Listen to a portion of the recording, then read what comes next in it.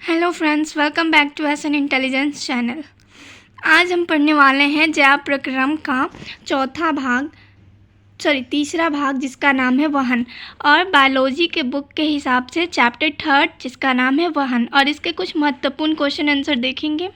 पहला प्रश्न है, मानव में वहन तंत्र के घटक कौन से हैं? इन घटकों के क्या कार्य हैं? जो मानव है उसमें वहन किस प्रकार से होता है और वहन तंत्र के घटक कौन कौन से हैं और ये किस प्रकार कार्य करते हैं?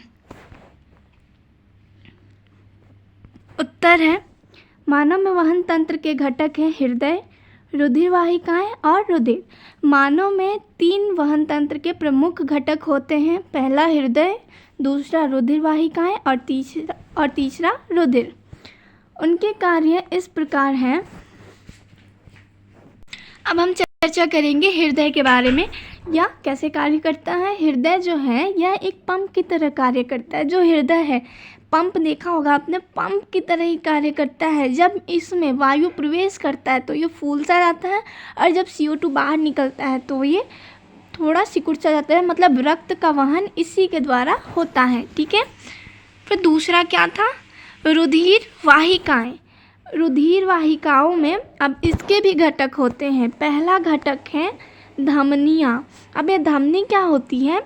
हृदय से शरीर के सभी अंगों तक ऑक्सीजन युक्त रक्त ले जाती है। जो धमनियाँ हैं वो हृदय से प्राप्त शुद्ध रक्त या ऑक्सीजनित कहिए या ऑक्सीजन युक्त रक्त को हृदय से शरीर के विभिन्न कोशिकाओं, विभिन्न अंगों तक ले जाने का कार्य करती हैं। कौन करती हैं? धमनियाँ।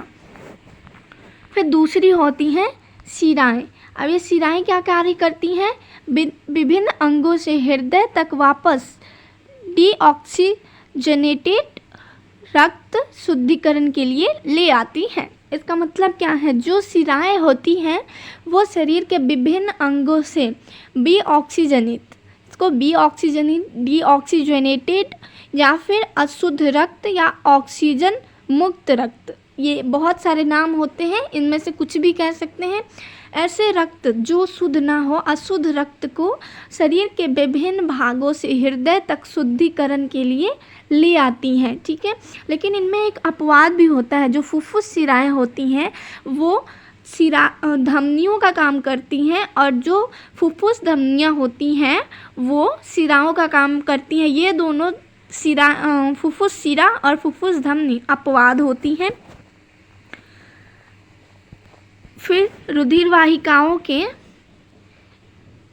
तीसरा भाग होता है कोशिकाएं, कैपिलरीज। ठीक है। धमनी छोटी छोटी वाहिकाओं में विभाजित हो जाती हैं। जो धमनी है वो छोटी छोटी भागों में विभाजित हो जाती है, जिसे कोशिकाएं कहते हैं। ठीक है। रुधिर एवं आसपास की कोशिकाओं के मध्य पदार्थों का विनिमय होता है। इसमें जो रुधिर है, रक्त है, उसके आसपास की कोशिकाओं के बीच में पदार्थों का विनिमय, आदान प्रदान होता है। ठीक है। और तीसरा मेन पॉइंट है वो मानव में रक्त संचरण का, वो है रुधिर या रक्त, ब्लड जिसे कहते हैं। यह परिवहन का माध्यम है जो निम्नलिखित से बने होते हैं। रक्त किस किस कण से मिलकर बना होता है वो जेनविन हम लोग सब जानते ही हैं, तो इसको एक बार फिर दोहराते हैं। पहला जो है इसका पॉइंट नंबर A करके आप लिखिएगा, अच्छा नहीं लगता देखने में। पॉइंट नंबर A या रोमन में डाल देना 1। ठीक है। जो पहला कण है रक्त का, प्लाज्मा। भोजन के अणु CO2, नाइट्रोजनी वर्त्य, लवण, हार्मोन, प्रोटीन आदि का विलयन रूप में वहन करता है। जो प्लाज्मा है ये भोजन के अणुओं का, नाइट्रोजनी पदार्थों का, लवण, हार्मोन, प्रोटीन जैसे चीज़ों का वहन विलयन के रूप में करता है, विलीन के रूप में करता है। अब ये है RBC, सेकंड पॉइंट है। रुधिर का जो मुख्य कण है RBC और WBC ये भी है। इनमें हीमोग्लोबिन होता है जो ऑक्सीजन को ले जाती है। जो हीमोग्लोबिन है वो इसके अंदर एक अजीब मतलब बहुत अच्छी क्षमता होती है कि वो ऑक्सीजन के कणों को बांध कर रख सकता है। जो ऑक्सीजन के कण होते हैं वो आपस में एक साथ उसको बांध कर अपने अंदर समाये रखता है हीमोग्लोबिन, और वही ऑक्सीजन के कणों को शरीर के सभी अंगों तक ले जाने का कार्य करता है।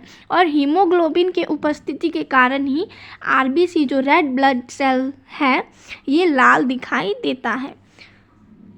फिर तीसरा है WBC, संक्रमण से लड़ने में सहायता करता है। जो वाइट ब्लड सेल्स, श्वेत रक्त कणिकाएं जो हैं वो रोग प्रतिरोधक क्षमता भी बढ़ाता है, हमारे शरीर की संक्रमण से रक्षा भी करता है, और ये रोगाणुओं से भी हमें स्वस्थ बनाता है। जो रोगाणु होते हैं उनको मार देता है, उन्हें नष्ट कर देता है और हमारे शरीर को स्वस्थ बनाए रखता है।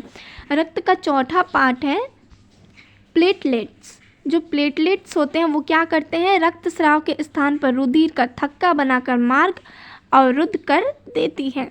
जो प्लेटलेट्स हैं ये इनका मुख्य कार्य यही है कि यदि कभी हमारे शरीर से रक्त निकलने लगता है, जैसे कि हमारा हाथ कट जाता है तो कितने रक्त निकलने लगते हैं, यदि ये प्लेटलेट्स नहीं होता तो उसी कटे हुए छोटे से रास्ते से हमारे शरीर का सारा ब्लड निकल जाता, यदि प्लेटलेट्स नहीं होता तो। जो ये प्लेटलेट्स हैं वो रक्त का थक्का बनाने में सहायक होता है। जब भी हमारे शरीर से खून बाहर निकलता है तो वो एक लिमिट में निकलता है, क्योंकि प्लेटलेट्स उसके थक्के बना देता है और मार्ग को रोक देता है।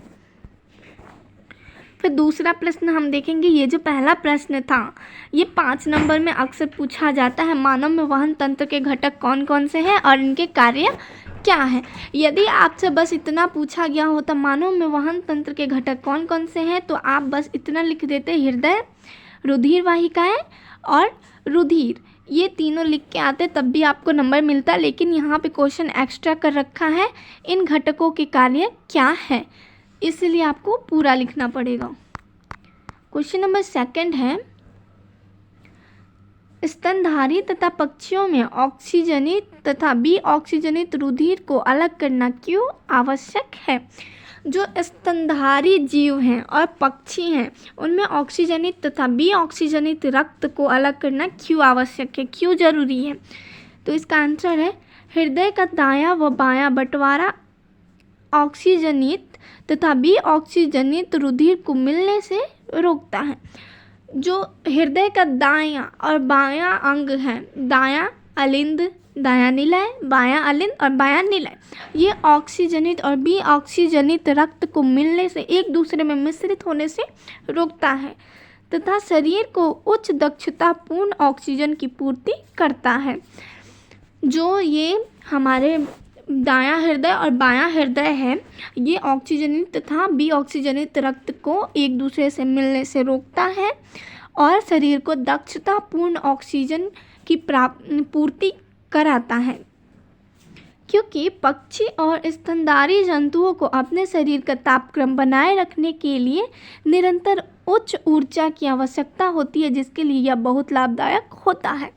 जो पक्षी और उच्च श्रेणी के जीव जैसे स्तनधारी हैं, स्तनधारी जंतु और पक्षी, इनमें बहुत ज़्यादा ऊर्जा की आवश्यकता होती है और ये ऊर्जा के तापक्रम को भी बनाए रखने के लिए हमें ऑक्सीजन बहुत अधिक मात्रा में चाहिए होती है। तो यदि हमारे ऑक्सीजनित और बी ऑक्सीजनित रक्त आपस में मिश्रित होंगे तो ये क्रिया कभी संभव नहीं हो पाएगी कि हमारे शरीर का तापक्रम निरंतर रहे और हमें ऊर्जा की प्राप्ति होती रहे। तो ऊर्जा की प्राप्ति और हमारे शरीर के नियंत्रण को बनाए रखने के लिए स्तनधारियों तथा पक्षियों में ऑक्सीजनित और बी ऑक्सीजनित रक्त को अलग करना बहुत ही आवश्यक होता है। प्रश्न नंबर 3 है, उच्च संगठित पादप में वहन तंत्र के घटक क्या हैं। जो उच्च संगठित उच्च श्रेणी के पादप पेड़ पौधे हैं उनमें वहन तंत्र के घटक कौन कौन से हैं। तो इसका आंसर है, उच्च संगठित पादप और निम्नलिखित वहन पादपों में निम्नलिखित वहन तंत्र होते हैं। कौन कौन से वहन तंत्र होते हैं। पहला है जाइलम और दूसरा है फ्लोएम। यही दोनों प्रमुख वहन तंत्र का कार्य निभाते हैं, क्योंकि जाइलम का कार्य होता है पौधों की जड़ों से जल तथा खनिज लवण प्राप्त करना और उन्हें पौधों की पत्तियों तक पहुंचाना ताकि वो भोजन बना सकें। और जो फ्लोएम है उसका कार्य होता है बने हुए भोजन को, जो पर्याप्त भोजन है उससे पौधों के विभिन्न भागों तक स्थानांतरित करना, उनमें वितरित करना। तो आइए इस बुक के लैंग्वेज को भी देख लेते हैं। जाइलम उत्तक पादप के जड़ से खनिज लवण तथा जल इसके सभी अंगों तक पहुंचाता है। वही बात, खनिज लवण और जल को सभी अंगों तक पहुंचाने का कार्य करता है। जाइलम उत्तक में जड़ों, तनों और पत्तियों की वाहिकाएं तथा वाहिकाएं आपस में जुड़कर जल संवहन वाहिकाओं का एक जाल बनाती हैं, जो पादप से सभी भागों से संबद्ध होती है।